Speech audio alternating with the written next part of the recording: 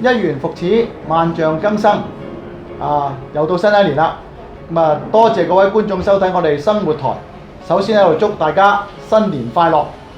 2017年第一輯嘅 Star Chat， 我哋好高興請到喺舊年有好有出色表現嘅演藝人周嘉怡小姐，多謝接受我哋訪問。多謝，新年快樂，身體健康啊，身體健康。咁啊，第一個問題梗係問下啦嚇，係你舊年做戲做得咁成功咁啊，新嘅一年有咩展望啊？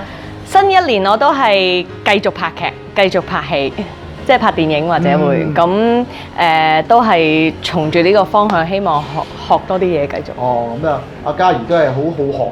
咁啊，舊年憑一個即係導火新聞線係嘛？係啊，即係勇奪好多個網絡嘅電視嘅獎，恭喜你先！多謝。希望你今年再下數城。好，承你貴言，承你貴言。不過作為一個藝人咧，其實咧就我哋發覺咧都好多壓力嘅嚇。都會有嘅。你面對新一年裏邊，你會遇到諗住會有咩壓力會出現咧？我諗其實反而個壓力而家係源自於，我想每一次做嘅嘢都再好啲咯，即係都希望有一個進步咯。咁呢個係我俾我自己嘅壓力咯。咁因為其實好開心係，譬如網上好多人即係自發做，即係有啲獎項俾我。其實嗰啲係對我一個鼓勵。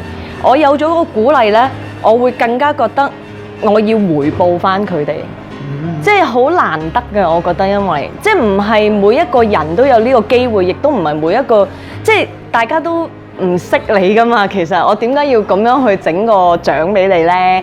咁所以我覺得如果你俾我覺得係個壓力係源自於我會想再做好啲，即係報答翻大家對我嘅支持同認同。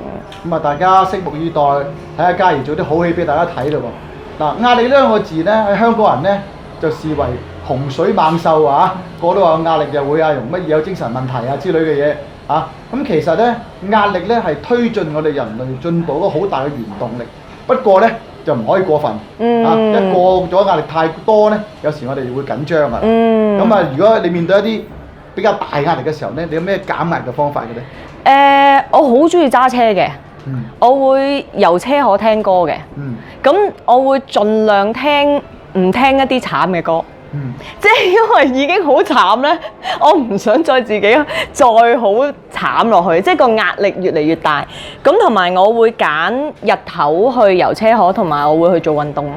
點解日頭遊車河唔係夜晚遊車河咧？因為夜晚遊車河我通常係愛嚟入戲嘅，即係我通常夜晚遊車河嘅時候，咩叫入戲呢？我會有時可能要投入個角色啊，咁有時有啲感情嘢啊，咁我要再放入去，我就中意夜晚做嘅嗰個。咁但係日頭呢，我就會中意係真係做返自己，真係去做運動。因為其實我覺得做運動係最好嘅減壓方法，即係俾我自己覺得運動同音樂咯。唔知嘉怡話係啱嘅。嗱，運動係一個減壓嘅好方法。咁其實有兩個行為咧，一個運動，一個社交活動咧，對我哋精神健康好緊要㗎。大家記住。咁嘉怡做咩運動啊？你跑步。咁啊跑步好啊！呢個叫做帶氧運動。係。世界衛生組織咧就建議我哋咧每一個星期咧起碼跑3次，每次係半個鐘。咁帶氧運動我達標。咁你達標啦，我達標。咁就好多謝嘉怡接受我哋訪問啦。咁我哋咧個藝人上到嚟咧都有個遊戲同佢玩下嘅喎，有個心理嘅測驗。好啊，幾好㗎，好中意玩嘅。好啦，咁心理測驗咩嚟咧？嗱，我呢度咧台面咧就有好多唔同嘅顏色嘅筆。係。咁你是但揀一支，你認為自己今日啦今日嘅心情揀邊支筆？然後咧喺呢張白紙度咧寫你今日想寫一個字，你諗咩寫咩得㗎啦？到時我試下同你分析下你而家嘅心理狀態係點樣。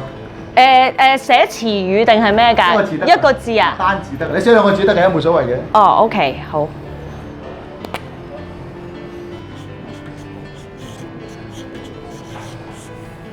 好，咁各位大家睇睇啦。阿嘉怡咧就揀咗一支綠色嘅筆，寫咗個愛字。簡單嚟講咧，綠色咧代表咩啊？大家都知道啦，綠色係代表一個安全啦，綠燈係過馬路啊。綠色係咩啊？係環保啦，即係唔好即係亂抌嘢啊、垃圾之類嘅嘢。咁啊，嘉怡喺新年咧寫呢個字就好重要啦，呢個愛字嚟嘅。嗱，我哋人與人之間最緊要係咩咧？就係一種愛。如果大家都互相互愛嘅話咧，就唔會有咁多爭鬥啊，唔會咁多即係撕裂嘅嘢。咁所以咧，嘉怡一個即係好嘅新年願望俾我哋，亦都反映佢而家個心態咧。